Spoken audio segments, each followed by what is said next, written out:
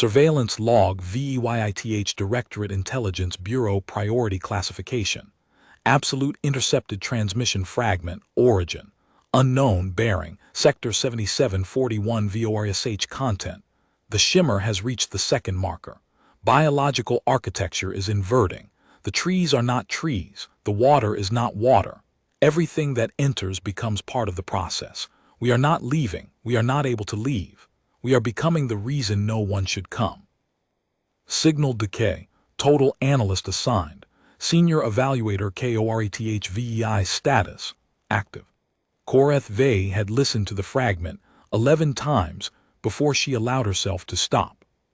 She sat in the lower chamber of the Veyith Directorate's Intelligence Bureau, 3 levels beneath the surface of Ketha Prime, surrounded by walls of polished mineral composite that absorbed sound the way stone absorbs heat.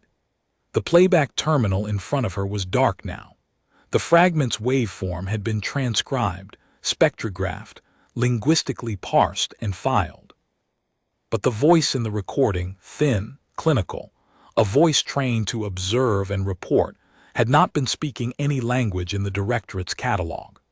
The translation engine had processed it in real time, rendering the meaning with mechanical precision, and yet the words themselves had come through in a phonetic structure that matched no known species. Koreth's secondary mandibles clicked together once, the involuntary reflexor species produced when processing information that refused to resolve. She had been a senior evaluator for 14 cycles. She had analyzed intercepted communications from 37 sovereign territories, decoded military cipher systems that their creators believed unbreakable, and authored classification reports that had altered the Directorate's strategic posture toward entire sectors of the galaxy. She was not prone to unease. The fragment unsettled her. She pulled up the origin trace.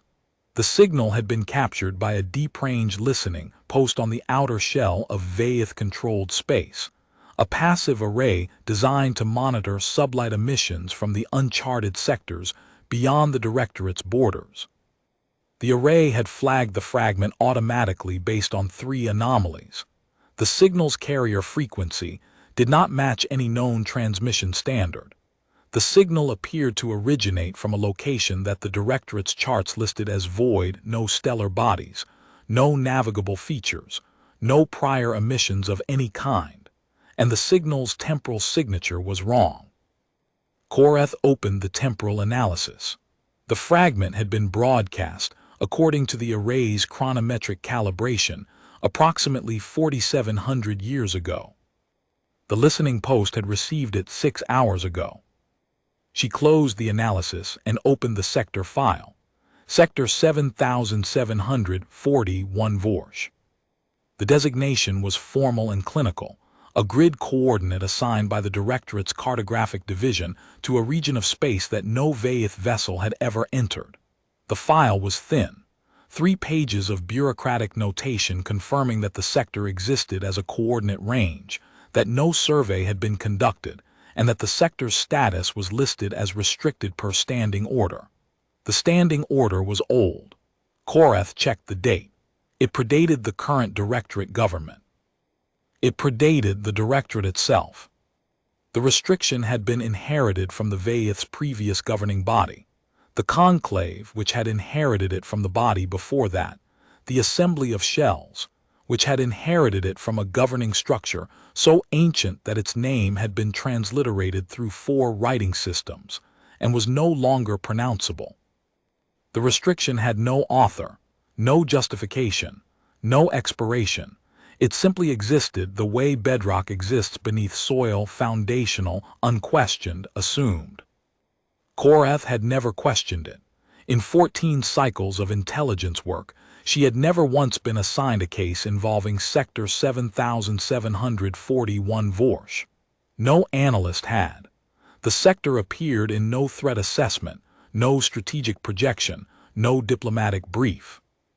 It was a coordinate range on the edge of the charts that the Directorate treated as though it were a wall, not a border. Borders implied something on the other side.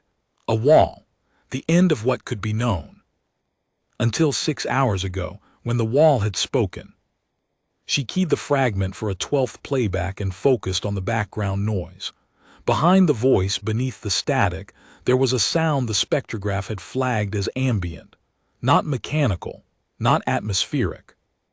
The waveform showed a pattern that oscillated between two frequencies, with a regularity that suggested biological origin, a pulse, or a rhythm, or a heartbeat belonging to something large enough that its cardiovascular output registered as background radiation in a transmission from an unknown distance. Korath stopped the playback. She ran the ambient waveform through 4 separate analytical filters, each designed for a different class of naturally occurring signal: stellar pulsation negative, gravitational wave residue negative, magnetar rotation negative, biological cardiovascular output positive, confidence level 63%. The system flagged the low confidence as an artifact of the signal's range. At any closer distance, the confidence would have been higher. The heartbeat, if that was what it was, belonged to something the system estimated at between 11 and 40 kilometers in diameter, depending on assumptions about the medium through which the sound had traveled. The estimate made no sense. No organism of that scale existed in any biological catalog the Directorate maintained. Korath noted the estimate, flagged it as anomalous, and moved to the next layer of analysis. The fragment's linguistic content had been rendered by the translation engine, but the engine had also produced a secondary output that most analysts never checked: a structural comparison between the unknown language and every language in the Directorate's catalog, ranked by phonetic similarity. Korath opened the comparison. The results were arranged in descending order of similarity. The top result showed a similarity score of 0.7%. The language most closely resembling the fragment's phonetic structure was a dead language from a species the Directorate's records listed as historically attested, presently non-extant, the Karathi, a civilization that had occupied a region of space now designated as uninhabited buffer territory. The Karathi had vanished from the galactic record approximately 6,000 years ago. No cause of extinction had been determined. No remnant population had been found. Their worlds were empty. Their stations were gone. Their records had survived only in fragments preserved by neighboring species who had traded with them before the disappearance. The similarity was 0.7%, functionally zero. But the system had ranked it highest because every other language in the catalog showed a similarity of 0%. The fragment's language was not close to any known tongue. It was equally distant from all of them, as though it had not evolved from any linguistic family, but had been constructed from principles that preceded the concept of language itself. Korath archived the fragment under her personal classification key and filed a priority request for access to the Directorate's deep archive, the sealed repository beneath the Bureau, where records older than the current government were stored under environmental quarantine. The request required authorization from the Bureau Chief. She expected to wait days. The authorization came in 40 minutes. Korath stared at the notification on her terminal. In 14 cycles of intelligence work, she had never received an authorization from the Bureau Chief in less than 6 days. She had once waited 11 days for access to a classified threat assessment on an active border conflict. The Deep Archive was the most restricted facility in the Directorate's intelligence apparatus. 40 minutes was not fast. 40 minutes was instantaneous. 40 minutes meant the Bureau Chief had been waiting for the request. The Deep Archive occupied a chamber carved from the bedrock of Ketha Prime during the Conclave era, when the Vaith had still built their institutions to last millennia rather than decades. The walls were unfinished stone. The ambient temperature held at a level that made Korath's thermal receptors contract. The lighting was minimal pale strips set into the ceiling at intervals that left pools of shadow between them. The archive's custodian, an elderly Vaith named Drenathas who had held the post for longer than Korath had been alive, met her at the entrance with the expression of someone who had been expecting this visit for a long time. "Sector 7741 Vorsh," Korath said. Dranathas did not ask how she knew. He turned without speaking and led her through rows of sealed containers, past environmental chambers housing data crystals too old to be read by modern equipment, past quarantine vaults with atmospheric controls that hummed at frequencies designed to preserve materials that would degrade in standard air. They walked for 4 minutes. Korath counted. The archive was larger than she had expected, and older. The rows were not labeled in modern Vaith notation. The markers on the containers used a script that had been standardized during the Conclave era and never updated, a deliberate choice that ensured only trained archivists could navigate the collection.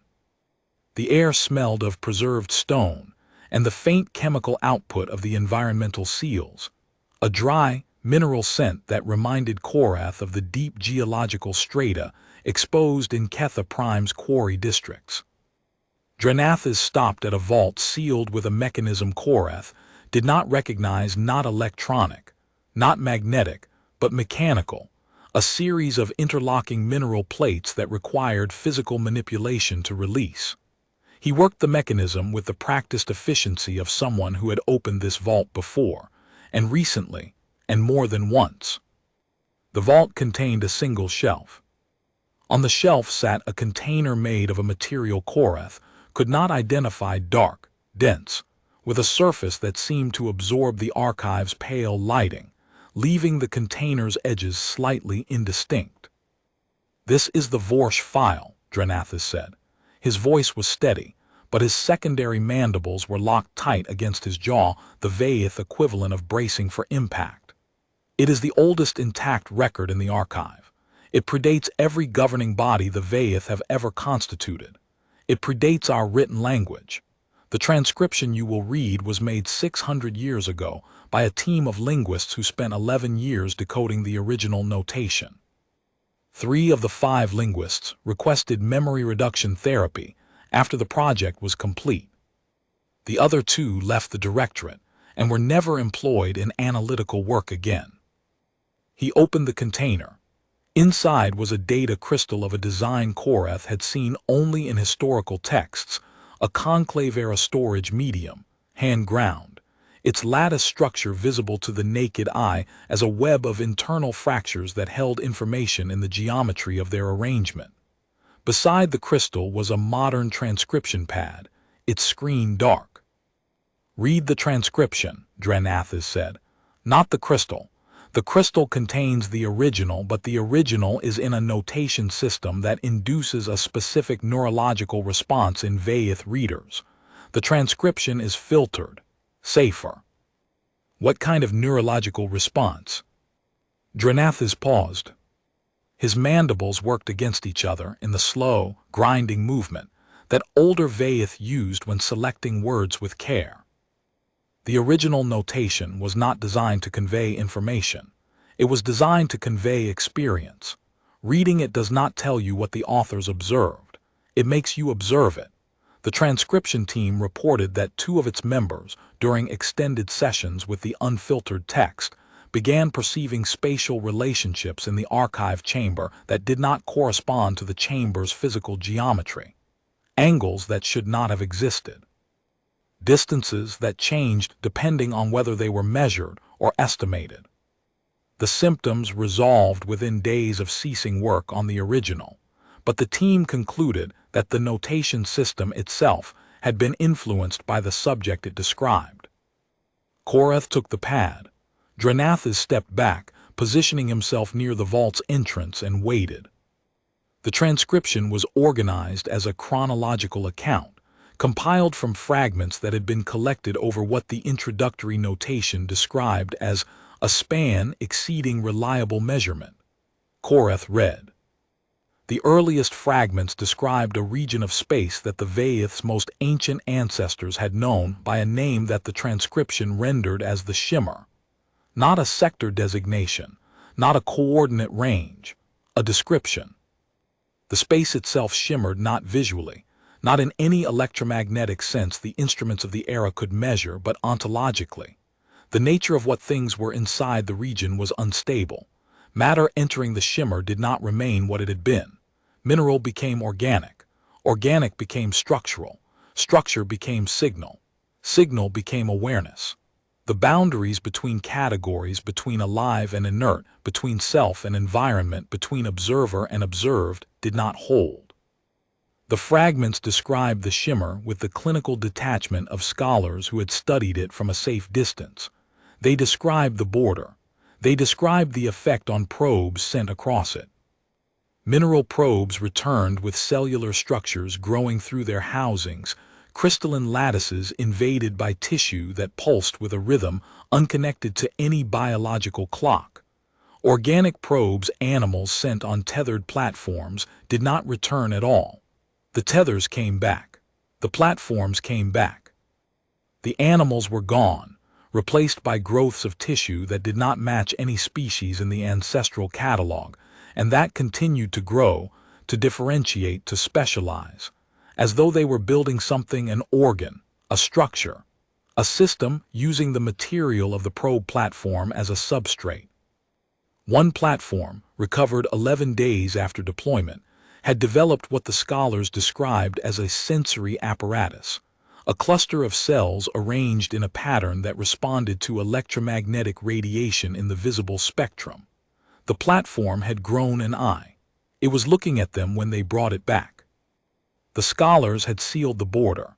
They had placed markers, physical buoys built from materials they believed the shimmer could not transform, alloys dense enough to resist dissolution.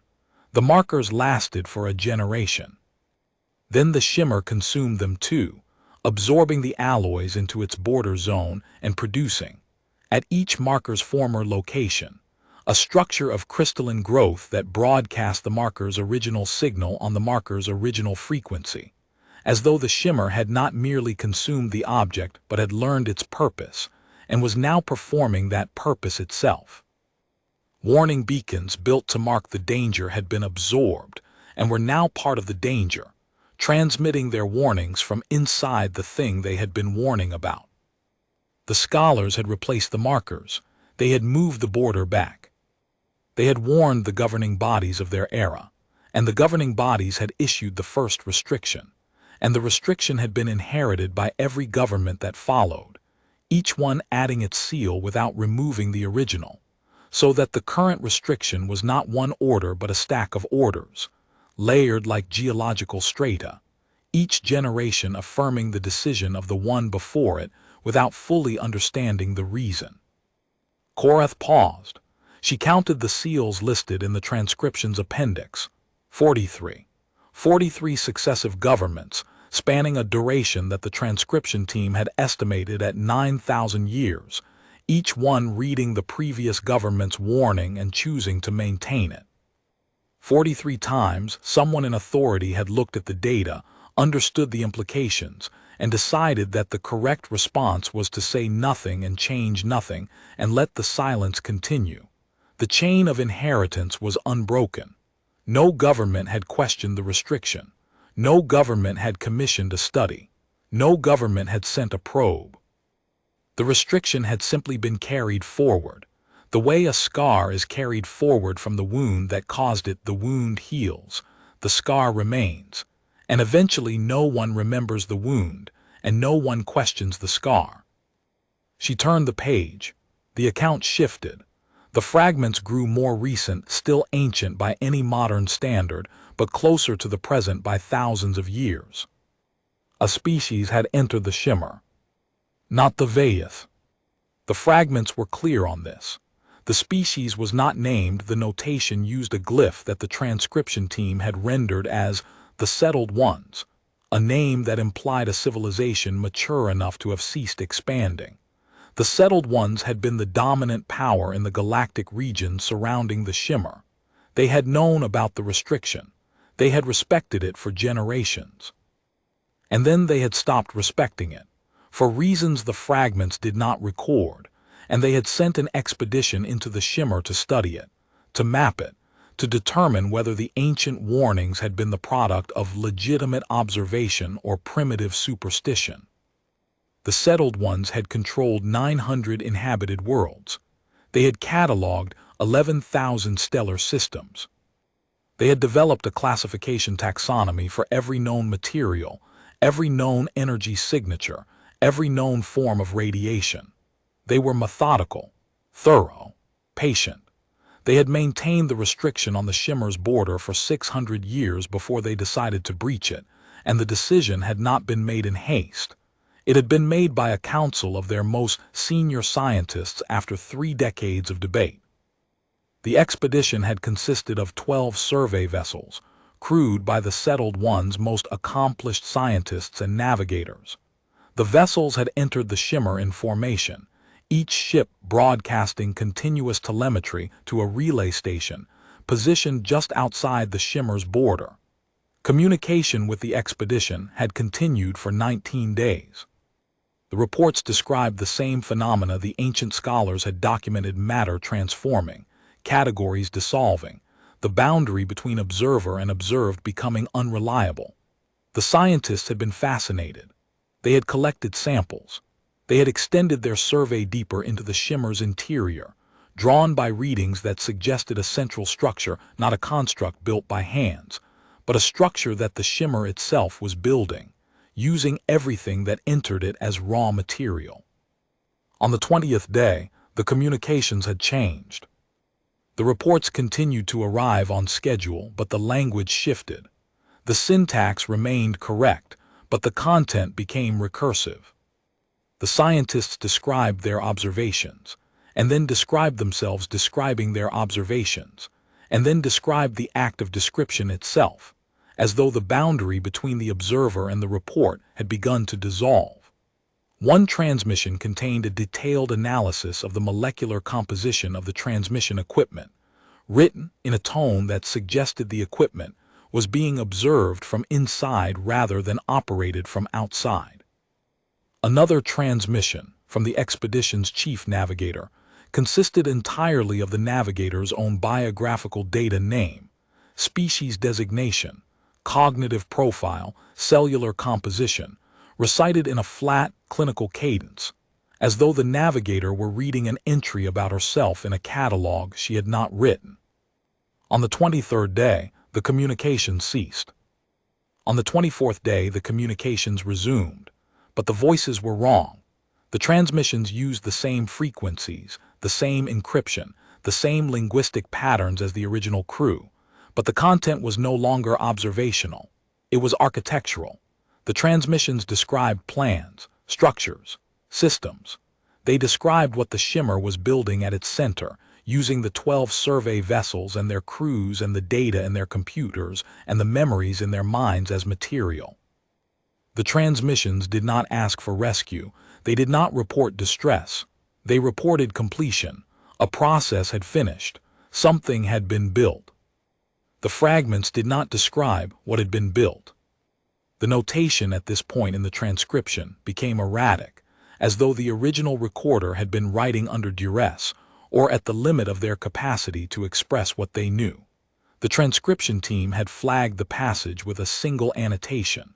The following section was the primary cause of neurological distress among the decoding team. The filtered version omits approximately 40% of the original content. The omitted content has been sealed separately. Korath, read what remained. The Shimmer had consumed the expedition, not destroyed it. Consumed it absorbed the vessels, the crews, the data, the intentions, the scientific curiosity that had driven the expedition, and used all of it as components in something that the fragments described as a refraction. Not a reflection, not a copy. A refraction, the original input bent through a medium that changed its nature, producing an output that was related to the input but fundamentally altered. The Settled Ones had sent their best scientists into the Shimmer. Something had come out. Korath's secondary mandibles were clicking steadily now, a rhythmic percussion that she could not stop. She turned the page. The fragments described what followed in sparse, clinical terms. The refracted output of the expedition, the thing that had been built from the 12 vessels and their crews, had emerged from the Shimmer's border on the 31st day. It was not a fleet. It was not an organism. It was a process. A spreading, self-modifying system that moved through normal space, the way the Shimmer moved through the space inside its borders, dissolving the boundaries between what things were and what they could become. It touched the settled one's border stations first. The stations did not explode. They did not malfunction. They changed. The metal of their hulls developed vascular structures. The atmosphere inside them began to photosynthesize.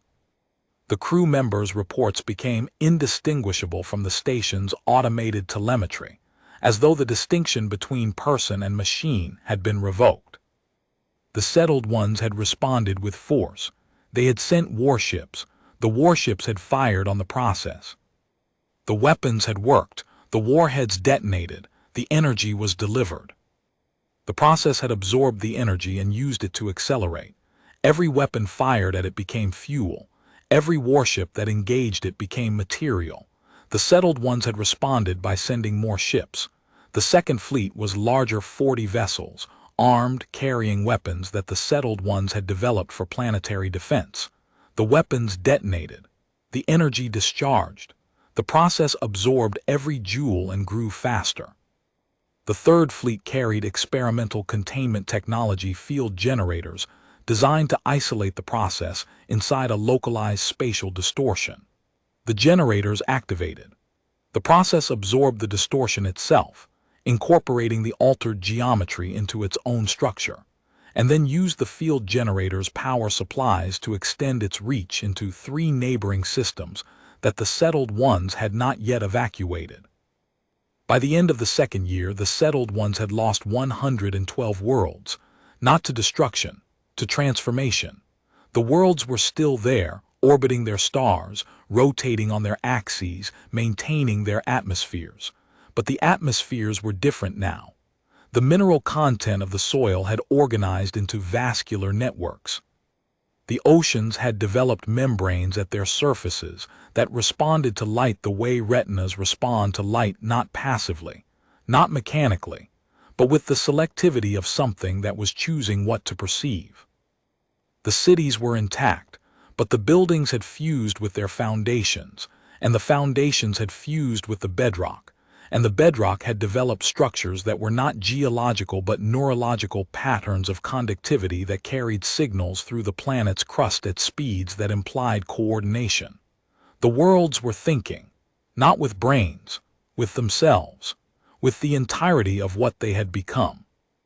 The settled ones had ceased to exist as a distinct civilization by the end of the 4th year, not extinct, dissolved. Their 900 worlds, their stations, their ships, their people, their records, their languages, their histories, their art, their science, all of it had been absorbed into the process and refracted into something that was not the settled ones and was not the Shimmer but was a third thing, a hybrid, a new category that occupied the space the settled ones had once filled and continued to grow. And then it had stopped. Koreth read the passage twice. The process had stopped. After consuming the settled ones, after spreading across their entire territory, the process had contracted.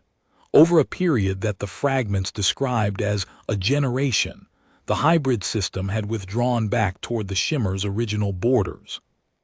The transformed worlds, the refracted stations, the dissolved fleet, all of it had pulled inward, condensing, folding, retreating into the coordinate range that the Directorate's charts now listed as Sector 7741 Vorsh. The process had not been defeated. It had not exhausted itself. It had completed. Whatever the Shimmer had been building, the settled ones had provided the final component, and the completed structure had no need to expand further. The galaxy had been left with an absence, a region of space where a civilization had existed, now empty. Charts that had shown worlds and trade routes and population centers now showed nothing. And at the center of the nothing, the Shimmer, now larger than it had been before the settled one's expedition, pulsed with the slow rhythm of something alive and satisfied and waiting. Koreth set the transcription pad down. Her thermal receptors were fully contracted, pulling heat from her extremities into her core. The chamber felt colder than it had when she entered. She picked the pad up again. There was a section she had read too quickly. The passage describing the Shimmer's contraction contained a detail she had passed over. After the process withdrew, after the hybrid system condensed back into the Shimmer's original coordinate range, the galaxy around the former settled one's territory had experienced a phenomenon that the fragments described as echo refraction. For approximately 3 centuries after the contraction, objects at the periphery of the former territory, asteroids, comets, interstellar dust, had spontaneously undergone partial transformation. An asteroid would develop a thin layer of organic tissue across its surface. A comet's tail would briefly organize into a pattern that carried meaning in a notation system no living species could read. Dust clouds would coalesce into shapes that held their form for hours or days before dissipating. The echo refractions had eventually ceased, but their existence implied something that the fragment's authors had noted with evident alarm. The Shimmer's process left residue. Even after contraction, the space it had occupied retained a trace of the process's influence, a faint predisposition toward transformation that took centuries to fade. The space around sector 7741 Vorsh had been fading for 4,000 years. Korath wondered whether it had faded completely, or whether the predisposition was still there, dormant, waiting for the membrane to thin enough to reactivate it. She set the pad down again. Dranathas was watching her from the vault entrance. "The humans," Korath said. Dranathas inclined his head. The gesture was old, formal, an acknowledgement that carried the weight of something that had been held in silence for too long. "Turn to the final section," he said. Korath picked up the pad.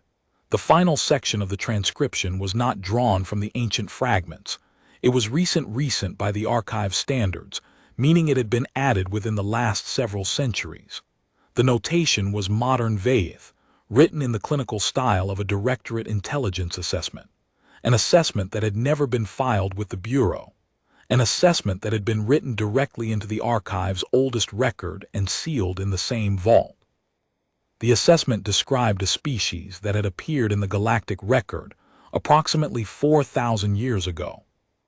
A species from a single world, a world that orbited an unremarkable star in a region of space that the Directorate's charts had listed as navigable and ordinary. The species had developed spaceflight. They had expanded into their local cluster. They had made contact with neighboring civilizations. And then, within the span of a few centuries, they had disappeared from the galactic community. Not extinct, not conquered, not withdrawn, disappeared. Their worlds were still there, their stations were still there, their ships were still there, but the species had stopped communicating. They had stopped trading. They had stopped responding to diplomatic overtures. Their border had become a wall, not a physical barrier, but a behavioral one. Ships that approached the border were turned back by automated systems that broadcast a single message in every known language: "Do not enter." The Directorate had sent 3 diplomatic envoys over the following century. The first was turned back at the border by the automated systems. The second penetrated deeper, past the automated layer, into a zone where the envoy's instruments began registering anomalies, spatial measurements that contradicted each other, temporal readings that showed the envoy's chronometer running at a different rate than the ship's internal clock. The second envoy turned back voluntarily. The envoy commander's report, which Korath now read for the first time, contained a single personal annotation outside the formal assessment. "I felt observed. Not by instruments, not by sensors, by the space itself. The space was aware of us. I do not know how to classify this observation. I do not wish to discuss it further." The third envoy did not return. Its final transmission, received at the border relay, consisted of 12 seconds of silence followed by a burst of data in a format that the Directorate systems could not decode. The data had been archived. It had never been decoded. The assessment's author had appended a note. "The third envoy's final transmission has been compared to the fragments intercepted from sector 7741 Vorsh. The data format is identical." The assessment identified the species as human. The humans had found the Shimmer. They had not sent an expedition. They had not sent scientists. Instead, over a period of approximately 2 centuries, they had restructured their entire civilization around a single objective, containing the Shimmer and preventing a second settled one's event. They had studied the Shimmer's properties from outside its borders, using instruments the assessment's author described as designed to observe without being observed in return, a distinction that no previous species had understood was necessary. They had developed technologies designed not to penetrate the Shimmer, but to interface with it, to negotiate with something that did not think in terms of negotiation. The assessment included a passage that Koreth read 3 times. The humans had understood something that the settled ones had not. The Shimmer was not hostile. It was not territorial. It was not even, in any meaningful sense, alive. It was a property of the universe itself, a region where the rules that governed the separation of categories had broken down, the way a crystal forms when the conditions of temperature and pressure cross a threshold. The Shimmer was not attacking. It was expressing a natural state. The categories that the rest of the galaxy relied on the distinction between alive and inert, between observer and observed, between self and environment, were not fundamental. They were local. They held only because the conditions of normal space sustained them. The Shimmer was what happened when those conditions changed, and the conditions could change anywhere, given sufficient perturbation. The humans had understood this, and instead of fleeing from it, instead of attacking it, instead of sealing the border and walking away the way the Vaith had done, they had stepped into the threshold and tried to hold it steady. And they had succeeded, partially. The assessment described the arrangement in terms that Koreth recognized from diplomatic briefings, but the scale was wrong. The humans had not negotiated a treaty. They had negotiated a boundary condition. The Shimmer would not expand beyond its current borders. In exchange, the humans would maintain a presence at the boundary, a permanent, species-wide commitment to tending the membrane between what the Shimmer was and what the rest of the galaxy was. The humans had not merely placed guards at the border. They had woven themselves into the border. Their technology, their biology, their cognitive architecture, all of it, had been modified to serve as the interface layer between the Shimmer's reality and the galaxy's reality. The assessment noted in a parenthetical that read like a whisper that the modification had not been entirely voluntary. The Shimmer did not understand the concept of volunteering. It understood the concept of integration. The humans had offered themselves as a component, and the acceptance had changed them. They were no longer entirely biological, no longer entirely technological, no longer entirely cognitive. They were a refraction. The same process that had consumed the settled ones had consumed the humans, but the humans had directed the consumption, had shaped the refraction, had made themselves into something that could exist at the boundary without dissolving entirely. The cost had been everything else. The humans could not leave the boundary. They could not rejoin the galactic community. They could not be what they had been before. They had become the membrane, and the membrane could not exist without them, and they could not exist without the membrane. The assessment included a supplementary file observable evidence, gathered by Directorate surveillance assets over the preceding centuries. Long-range scans had detected anomalies consistent with the human membrane, energy signatures that were simultaneously biological and structural, material compositions that changed between consecutive scans, as though the border itself was metabolizing, thermal patterns that pulsed with the regularity of respiration, not the respiration of a creature, but of a system. 3 times in the last 500 years, Directorate vessels near the sector border had reported encounters with boundary manifestations.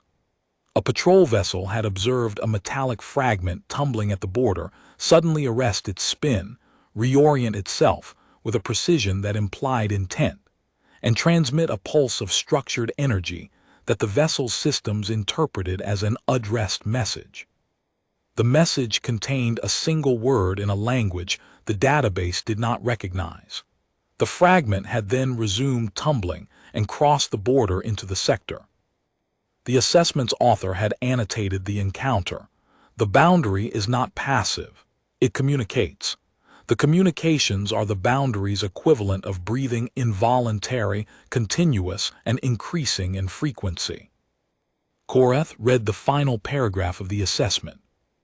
The sector designated 7,741 Vorsh is not forbidden because the Shimmer is dangerous.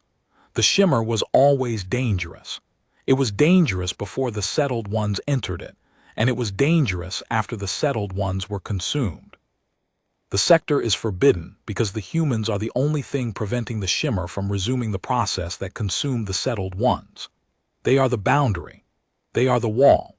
And every chart that ends at the sector's edge, every restriction that has been inherited from government to government for thousands of years, every refusal to survey or study or acknowledge the region's existence, all of it is maintained not to protect us from the humans, but to protect the arrangement the humans have made. To disturb the boundary is to risk the human's capacity to maintain it, and if the boundary fails, the Shimmer will do what it did before. It will consume, not with malice, not with intent. It will consume the way a fire consumes, because consuming is what it is, and without the humans holding the membrane, there is nothing between the Shimmer and the rest of the galaxy but distance, and distance is the first thing the Shimmer learned to dissolve. Korath set the pad down for the second time. The chamber was silent. Drenathas had not moved from his position by the vault entrance. The archive's climate control hummed at its low, preservation-grade frequency. "The intercepted transmission," Korath said. "The fragment I received 6 hours ago." "Yes. It was broadcast 4,700 years ago. The listening post received it today." "Yes." "The temporal displacement. The signal traveled through the Shimmer's border region." "The Shimmer does not preserve temporal sequence." "That is the assessment's conclusion, yes." Korath's secondary mandibles had stopped clicking. They were locked against her jaw now, tight, the way they locked when the body was preparing for a threat that the mind had not yet fully processed. The voice in the fragment. It was not speaking any language in our catalog. No, but the translation engine rendered it. The translation engine rendered the meaning. The language itself is not in any catalog because it is not, strictly, a language. It is a refraction of language. The phonetic structures are derived from the same process that the Shimmer applies to everything that enters it. The voice was speaking a language that has been dissolved and reconstituted a language that carries the meaning of the original, but has been bent through a medium that changes its nature. Korath processed this. The voice in the fragment had been human, or had been human once, or was something that the Shimmer had built from human components the way it had built structures from mineral probes and organs from organic samples. "The content of the fragment," Korath said. "The Shimmer has reached the second marker. Biological architecture is inverting." The assessment's author believed the fragment was a maintenance log, Drenathas said. A record made by one of the humans at the boundary, documenting the Shimmer's behavior at a specific point in the maintenance cycle. The second marker is a reference to a boundary checkpoint, a location along the membrane where the Shimmer's pressure against the boundary is monitored. Biological architecture is inverting describes the Shimmer's effect on organic matter at that checkpoint. It is routine. The humans at the boundary observe this process constantly. It is their function. "We are becoming the reason no one should come." Drenathas was quiet for a long moment. "That line," he said finally, "is the reason the assessment was sealed in this vault rather than filed with the Bureau. The transcription team debated it for months. The line can be read 2 ways. The first reading is functional. The humans are saying that their presence at the boundary, their role as the membrane, makes them the reason the sector is forbidden. They are the warning made flesh. Their existence at the border is the reason the charts end where they do. And the second reading. The second reading is that the process is not complete. The humans contained the shimmer, they directed the refraction, they made themselves into the boundary, but the process that consumes and refracts does not have an off switch. It does not stop working because someone has negotiated with it. It continues, slowly, over centuries, over millennia. The humans at the boundary are being refracted, the same way the settled ones were refracted, the same way the mineral probes and the organic samples were refracted. The difference is that the humans chose the refraction and are attempting to control its pace and direction. But they are still being changed. They are still becoming something other than what they were. Drenathes's voice had dropped to a register that Korath had never heard from the old archivist. We are becoming the reason no one should come. The first reading says they are the wall. The second reading says they are becoming the wall, that the distinction between the humans and the shimmer is narrowing, that the membrane they built from themselves is, over time, being absorbed into the thing it was built to contain. And when the absorption is complete, when the humans have been fully refracted, fully integrated into the shimmer's process, there will be no membrane, there will be no boundary, there will be no wall. There will only be the shimmer, Korath said. There will only be the shimmer, and it will be larger than it was, and it will contain everything the humans were, their technology, their biology, their cognitive architecture, their understanding of the galaxy, their knowledge of every species they ever contacted, every world they ever mapped, every trade route and diplomatic channel and communication frequency they ever used. The shimmer will know us. It will know where we are. It will know how to reach us. And it will reach, because reaching is what it does. The archive's climate control clicked. The sound was small, mechanical, and it cut through the silence like a blade through cloth. Korath stood. Her legs were stiff. She did not know how long she had been sitting. The transcription pad lay on the vault's shelf, its screen dark, its contents sealed behind a classification that had existed for longer than her species' current civilization. The bureau chief authorized my access in 40 minutes, Korath said. That is extraordinarily fast. Every bureau chief for the last 600 years has read the assessment. The first thing they are given when they assume the post is the vault code for this container. They read it. They seal the vault. They carry the knowledge. When they step down, they pass the code to their successor. And none of them has acted on it. What action would you propose? Korath had no answer. The shimmer could not be attacked, weapons became fuel. It could not be studied, observation became integration. It could not be quarantined more thoroughly than it already was. The humans had made themselves the quarantine, and the quarantine was slowly failing. The fragment, Korath said, the one the listening post intercepted, if it is a routine maintenance log broadcast 4,700 years ago, why did it arrive now? Drenathes looked at her with an expression that combined the weariness of age with the sharpness of someone who had spent decades guarding a truth that no one wanted to hold. We have intercepted fragments before, 11 times in the last 3,000 years. Each fragment describes routine boundary maintenance. Each fragment was broadcast centuries or millennia before its interception. Each fragment passes through the shimmer's temporal distortion and arrives at our listening posts at intervals that follow no pattern we have been able to identify. 11 fragments in 3,000 years. The 12th is yours. Korath processed the number. 12 fragments, 12 points of contact between the shimmer's interior and the Directorate's surveillance network. 12 moments when the wall had spoken and someone in the archive had listened, and the listening had changed nothing. The intervals, Korath said. You said they follow no pattern. That is what the analysis concluded, yes.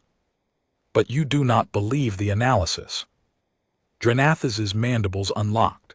The movement was small, involuntary, a Vaith's equivalent of a flinch. The intervals are not random. They are accelerating. The first fragment was intercepted 2,700 years ago. The gap between the first and second was 412 years. The gap between the second and third was 309 years. The gaps have been shrinking steadily. The gap between the 11th and 12th between the previous fragment and yours was 41 years. Koreth felt the knowledge settle into her body, not into her mind, into her bones, into the calcium matrix of her exoskeletal plates and the fluid channels of her thermal regulation system. The knowledge was physical. It had weight. "The membrane is thinning," she said. "The fragments are leaking through more frequently because the barrier between the shimmer and normal space is losing coherence. The humans are still there. The boundary is still being maintained, but the maintenance is becoming more difficult, or the humans are becoming less distinct from the thing they are containing, or both." "How long?" "That is not a question I can answer with confidence. The acceleration is not linear. If the intervals continue to shrink at the current rate, the gaps between fragments will reach zero continuous leakage within approximately 200 years. But the process may not be linear. It may plateau. It may reverse. The humans may find a way to reinforce the membrane. We do not know. And if they do not?" Dranathes closed the container. The mechanical seal engaged with a series of clicks that sounded, in the archive silence, like the tumblers of something much larger than a lock. Then the galaxy will need to decide what it is willing to become, because the shimmer does not destroy. It does not kill. It does not conquer. It integrates. It makes you part of something larger than yourself, and the part that was you continues to exist inside the larger structure, and it is aware, and it remembers what it was, and it cannot go back. The settled ones are still in there. 4,000 years later, they are still inside the shimmer, still conscious, still remembering what they were before they became what they are. That is not death. It may be worse than death. It may be something that the concept of worse cannot contain. Koreth stood in the vault's cold light. She thought about the Karathi, the dead species from the linguistic comparison she had run upstairs, historically attested, presently non-extant. She had not connected them to the shimmer when she ran the analysis. Now the connection was obvious. The Karathi had occupied a region of space adjacent to the shimmer's former expansion zone. They had disappeared 6,000 years ago within the window of echo refraction. Within the period when the residual predisposition toward transformation had still been active in the surrounding space. The Karathi had not been destroyed by a war or a plague or a cosmic event. They had been dissolved by the residue the shimmer left behind. A civilization erased not by the process itself, but by the fading echo of the process, the way a tide pool is carved not by the wave, but by the centuries of water that follow the wave's retreat. How many other empty spaces on the directorate's charts were not empty by accident? She turned from the vault. Dranathes sealed it behind her, the mechanical plates clicking into place with the sound of something closing that would not be opened again until the next fragment arrived. Koreth climbed the stairs to the bureau's main level. The corridors were the same corridors she had walked that morning. Nothing had changed. She passed the bureau chief's office. Bureau Chief Talon Vesh looked up as Koreth passed. Their eyes met. He simply looked at her and then looked away, and in the looking away Koreth saw the shape of the knowledge he carried. A stillness in the secondary mandibles, a quality of patience that was not calm but was the absence of any action that could be taken. Koreth returned to her workstation. The playback terminal was still dark. The fragments file was still open in the classification system, flagged as priority, waiting for her evaluation. The system expected her to write an analysis, to assign a threat level, to recommend action. She stared at the blank evaluation form. The cursor blinked. She began to type. Evaluation. Intercepted transmission, Sector 7741 VORSH.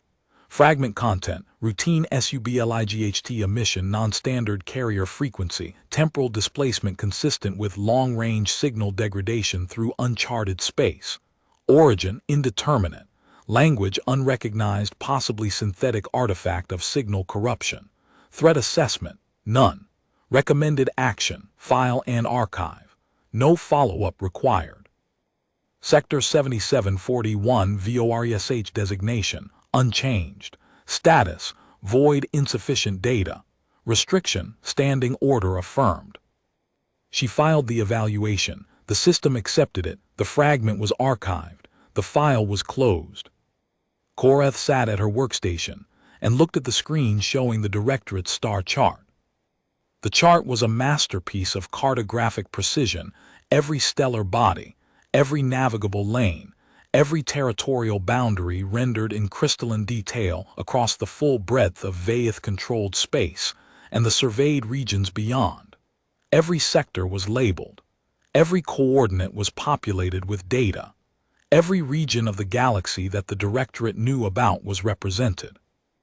Except one. At the chart's edge, where the grid lines ran toward the coordinates that should have contained Sector 7741 Vorsh, the lines stopped. They did not fade. They did not thin. They simply ended, as though the cartographer's instrument had been lifted from the surface and set down elsewhere, and the region beyond the last line was not blank but absent, a space where the concept of space had been revoked. Korath looked at the absence. She thought about the settled ones, still conscious inside the Shimmer after 4,000 years, still remembering what they had been. She thought about the humans, woven into the membrane, slowly losing the distinction between themselves and the thing they contained. She thought about the fragments leaking through with increasing frequency, each one a whisper from a boundary that was thinning, each one a reminder that the wall between the galaxy and the process that dissolved walls was not permanent. She thought about the evaluation she had just filed, the clinical language, the administrative dismissal, routine sublight emission, temporal displacement consistent with signal degradation, no follow-up required. The words were precise, professional, and completely false, and they were the correct words, the only words. The words that every analyst who had intercepted a fragment from Sector 7740, one Vorsh, had written for 3,000 years, because the truth could not be filed, and the lie was the only thing that kept the silence intact. She closed the star chart. She locked her workstation. She wondered how many fragments were still in transit, how many messages from the Shimmer's interior were crossing the border at this moment.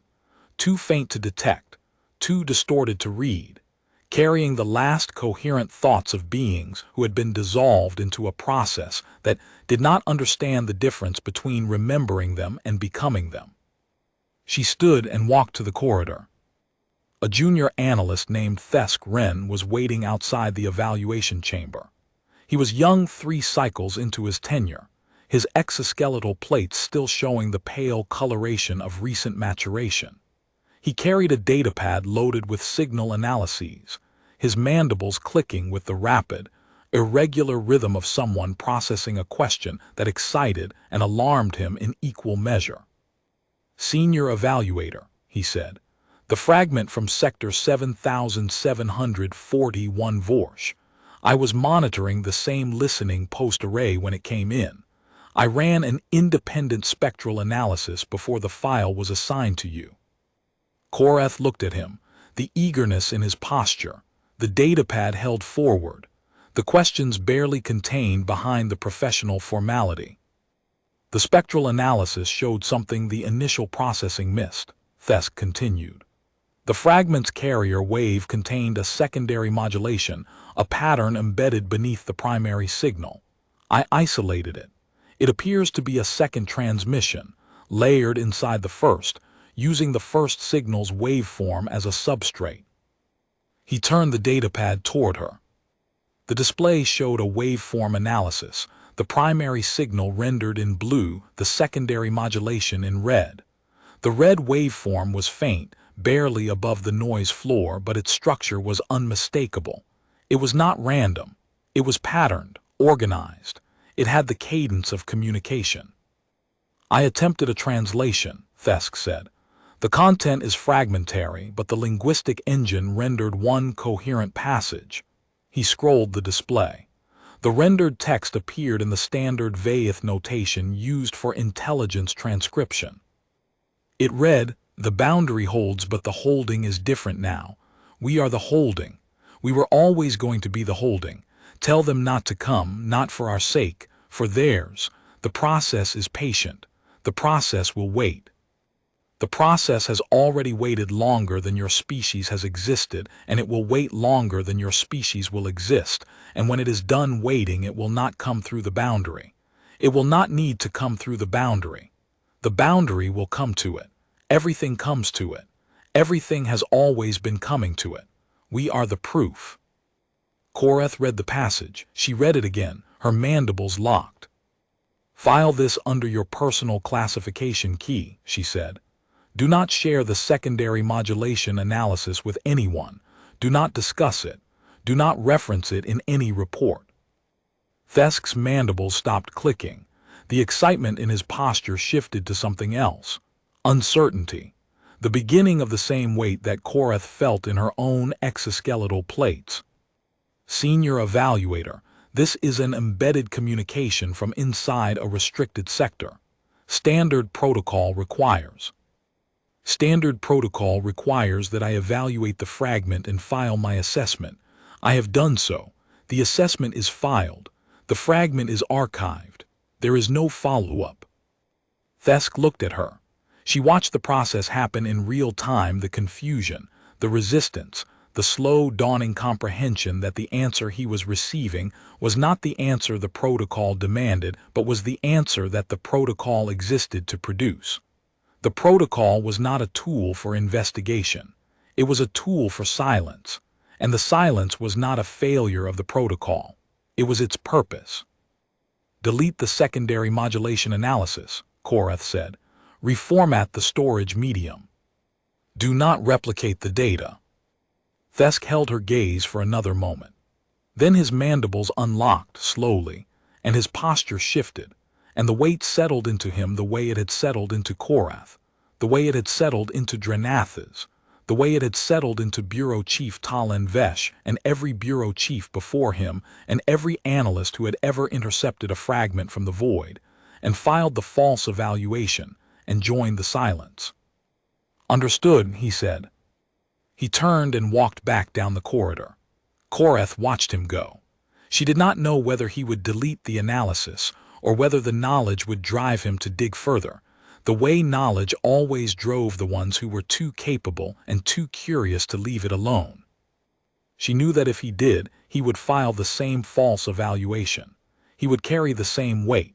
He would join the silence, because the silence was the rational response to a truth that had no actionable meaning. The truth was that something vast and patient was slowly dissolving the only barrier between itself and the galaxy, and there was nothing that the galaxy could do about it except not make it worse. The settled ones had proven that. Contact with the Shimmer was integration into the Shimmer. Every act of observation became an act of absorption. The only safe relationship with the Shimmer was no relationship at all. Korath paused at the junction where the evaluation wing met the Bureau's central corridor. Through the transparent partition, she could see the Cartographic Division's main workspace, the master chart, maintained on a holographic display that occupied the entire far wall. Cartographers moved through the workspace with the deliberate precision of artists, each one trained to render the cosmos with an accuracy that other species institutions envied. Korath's eyes moved to the chart's far edge, the edge where the grid lines stopped. The cartographers who worked near that edge had developed a professional habit that Korath had never noticed before today.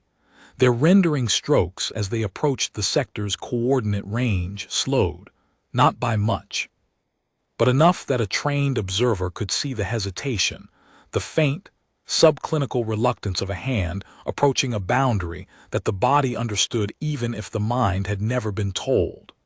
They knew only that the grid lines ended, and that the silence around the ending was older than their institution and deeper than their training. The silence had weight. Korath could see it in the cartographer's hesitation, in the bureau chief's instant authorization, in Drenathas's practiced efficiency with the vault's mechanical seal. The weight was distributed across every individual who had ever touched the silence, each one carrying a fraction so small that it felt like nothing. But the fractions added up. The silence was maintained by the accumulated weight of thousands of individuals making the same small choice not to ask, not to look, not to extend the grid lines into the space where the lines ended, and making it so consistently over so many generations that the choice had become invisible. The default was the most powerful form of silence there was because no one had to enforce it. It enforced itself. None of them looked at the edge of the chart. None of them wondered why the grid lines ended where they did. The silence was not ignorance. It was architecture. The silence held. The chart remained incomplete. The restriction stood. And at the boundary, in a sector that no chart acknowledged, the humans continued their slow dissolution into the thing they had chosen to become, the membrane between what the galaxy was and what it was built on top of, thinning with every century, leaking fragments of refracted language through a barrier that had once been absolute and was now merely holding. Korath Vey walked through the Bureau's corridors and felt the weight settle into her exoskeletal plates the way mineral settles into stone.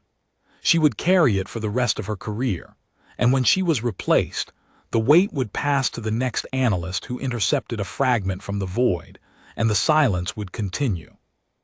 The silence was the last wall the galaxy had left. And behind it, patient and vast and slowly consuming its own wardens, the Shimmer waited, not with hunger, not with malice, with the simple, terrible patience of a process that had always been there and would always be there and did not need to hurry, because it had already learned that everything given enough time and enough pressure and enough quiet eventually becomes part of what it touches.